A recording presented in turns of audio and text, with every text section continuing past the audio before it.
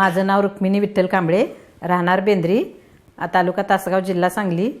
त्यांचं कंबर दुखायची, परत काय ते त्रास व्हायचा, त्यामुळे सारखं दवाखाना असायचं. 4 दिवस दवाखान्यात जायचं, सलाईन लावायची. खर्च तर भरपूर झालाच आणि मग तरी पण आणि सुख पण नव्हतं, म्हणजे मानसिक स्वास्थ्य नव्हतं. आजारपण असल्यामुळे सारखं त्रास व्हायचा, घरात चिडचिड व्हायची, शांतता नसायची. डॉक्टर सांगत होते तात्पुरतं औषध गोळ्या द्यायचे, इंजेक्शन करायचे, सलाईन लावायचे आणि परत त्यातनं काम करताय म्हणून होते असं म्हणायचे. आयुर्वेदिक पण औषध घेत होतो आम्ही, पण ते सरळ वास्तू केल्यावर कुठं गेलं तेच आम्हाला समजलं नाही. दिशा बदलायला सांगितली, झोपण्याची वगैरे दिशा बदलायला सांगितली त्यांनी. तिथं झोपू नका, तुम्ही डोकं ह्या दिशेला करून झोपा पूर्वेला, असं सांगितलं. आता शांतता आहे, सगळं समाधान आहे. मी शेती करत होतो पूर्वी आणि आता पण शेतीच करतोय. पण पूर्वीचं उत्पन्न कसं आम्ही 10-15 एकरात पेकवायचं, पण ते काय तिथल्या तिथंच जायचं, पैसा राहायचा नाही, काय नाही.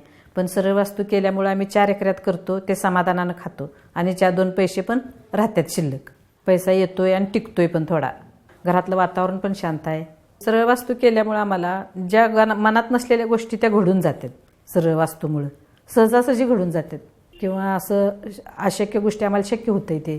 म्हणून आम्ही दुसऱ्यांना सांगतोय की असं तुम्ही पण सरळ वास्तू करून घ्या आणि जे काही तुमच्यातल्या अडचणी असतील त्या अडचणी दूर होतील. चंद्रशेखर गुरुजी आणि त्यांचे सर्व शिष्यांना आम्ही कोटी कोटी प्रणाम करते.